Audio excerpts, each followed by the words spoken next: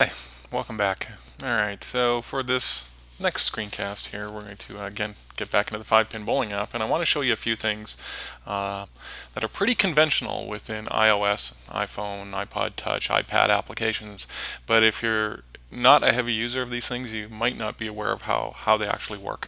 So what I'm going to do is show you basically how to manage any kind of object within leagues. And when I say or object within the 5-pin bowling app, and when I say object, I mean things like leagues or series or games or bowlers or whatever. So we already learned about how to create a league, right? So I'm just going to create a league here, new one.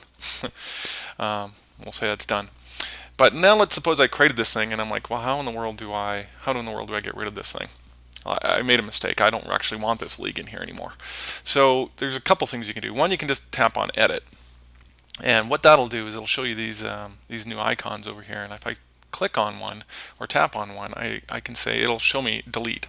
So I'm like, oh, okay, that's how I delete it. Great, that's fantastic. So that's one way of doing it. Another way of doing it is to just swipe it, right? So if I swipe left to right, the delete button will show up, and I can say delete. So that's cool. But you might also be thinking, well, gee, what if I accidentally tap on something or delete it, right? So again, I've already defined a bowler in a game or a series for this particular league. I'm going to click on delete. And you can see here that the application has recognized that there are things within that league that I might not want to delete. So I know it has bowlers and I know it has series. So this message is coming up saying, are you sure you want to do this? And you can say, yep, I confirm, go ahead and delete it or not. So you can see that if leagues are brand new, I just created it, they don't have anything else that's dependent on them, you can delete them at will.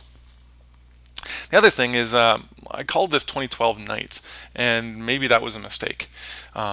So what I can do is I can tap on the edit button. This goes into this edit mode. And now if I tap on this, rather than going into bowlers within the league, it's actually going to show me the details for the league again. So I can say, oh, here's my league information that I want to change. And it's actually Knights of Columbus, perhaps. Right? And in case anybody's wondering, that was the league I used to bowl in with my dad way back when I was a teenager. So, ta-da! There we go. Now it's changed that. I can say done, and everything's good. Right? So that kind of thing is the same across all of these things. So if I type in a new one, there's Jesse, and again, I can tap on edit, I can hit that, I can now hit the delete button, I can swipe that row and the delete button will come up, and I can delete that bowler, so I'm no longer recording scores for Jesse.